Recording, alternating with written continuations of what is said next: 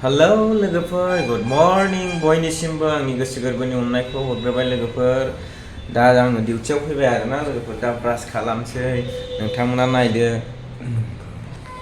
आं सानसे मानि मा खालामनानै थाया नोंथांमोना बे भिडिअनि गेजेरजों नुनो मोनगोन। दा आं ब्रास खालामसै लोगोफोर दै।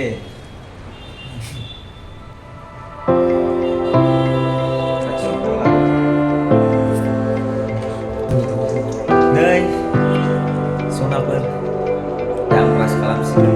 ब्रास खालामबाबो हाथायालाय लाजाखाया, दैलिक बानायबाबो जानो नाङा नालाय बायदिसिना जानायानो। होमबाबो खालामनोसै ब्रासखौहाय।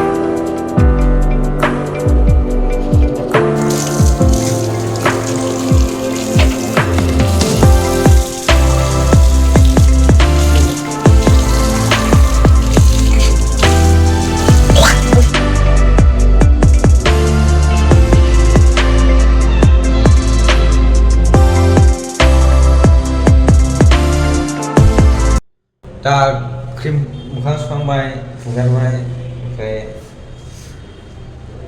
क्रिमथ' गैखाया जाहैबाय नालाय लोगोफोर फुननो। आं फुङाव ओरैनोबाबो क्रिम फुनखाया। नायलांदो अब्ला नोंथांमोना दिनैनि भिडिअखौ। जोंना बिथाङा संनाय खावनाय रेडि खालामगासिनो आरोना, दाउखौ फोसाबगासिनो। माने बाजारनिफ्राय लाबोनाया गोदालाबायना हरो नालाय लोगोफोर, ओंखायनो बेखौ एसे मोजां नायफामनानै बानायनाय जादों आरो।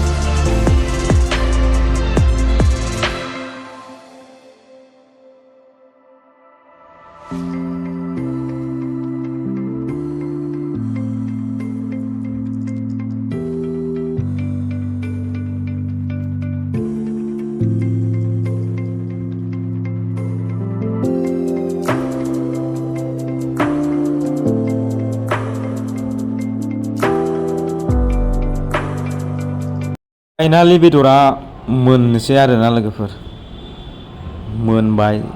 दा नै जोंबो हाक खालामगासिनो आरोना, ओमफ्राय नै जाजेनबायबो लोगोफोर। एसेनोसै लोगोफोर, नेक्स्ट भिडिअआव लोगो मोनफिनगोन।